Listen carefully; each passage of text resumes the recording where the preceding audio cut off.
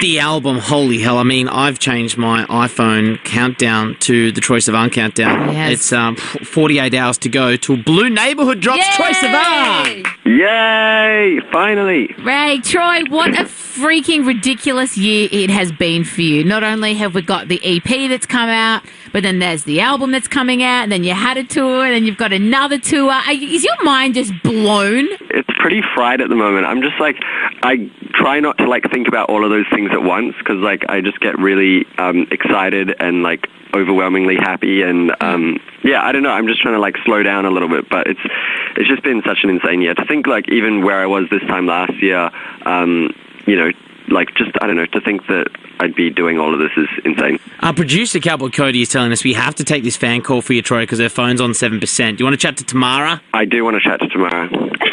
Hi, Tamara. How are you?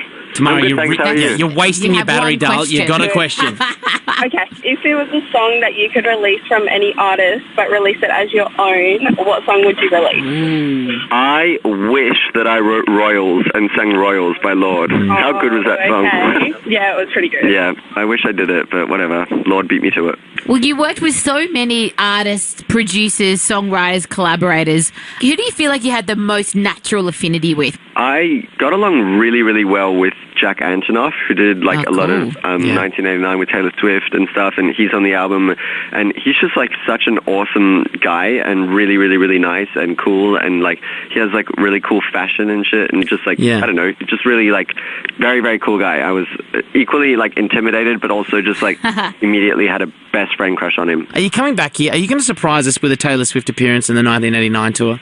I wish. I want to really, really badly. I'm trying my absolute hardest. But, yeah, no, I'm going to be in Australia for, like, the next, like, month. I'm just going to be chilling, having a nice time with my family and stuff. We've got one more fan question. This one comes from Emily on the Central Coast. Darling, you are connected with Troye Sivan. Ask your question. Go for Hi, it. Emily. Hi. Would you rather never release YouTube content or never release new music? Oh, that's a good question. Oh, my gosh. I think I would do no YouTube. Because what I would do is I would just, like, post Twitter videos and Snapchat videos and, like, find little loopholes. Good sidestep. I would stay connected somehow, but I really want to, you know, music's, like, really important to me.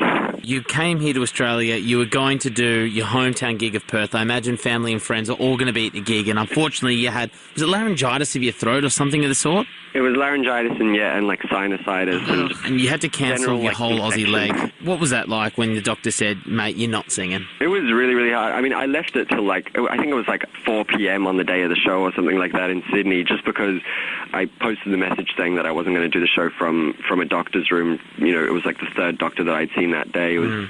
I really, really, really didn't want to have to cancel those shows. I'd been not well for a while, but I'd managed to kind of, you know, get through the shows and stuff. And then I think it was just like I did a lot of flying over the 3 days prior. And, you know, it sucked. I had friends flying in from like Melbourne and Sydney to come see the Perth show, and they just like came anyway and just like had a holiday in Perth, and it was like a little bit awkward.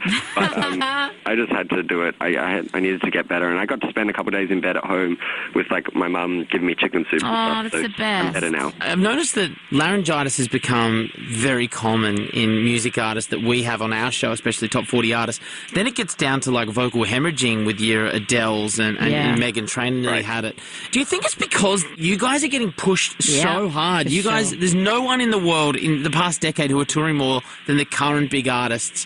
Do you find that sometimes that pressure of having to hold up these dates night after night after night could be, you know, resulting in this? It's definitely a part of it, yeah. It's just like, it's overwhelming, you know, when all of this is happening, and it's all happening so fast as well. But I was just thankful that for me it wasn't a vocal issue. That was my main fear, was that I was going to like bleed, you know, on my vocal cords or something like that, that's what happened like Sam Smith, where he had to take all those months off, or like Adele.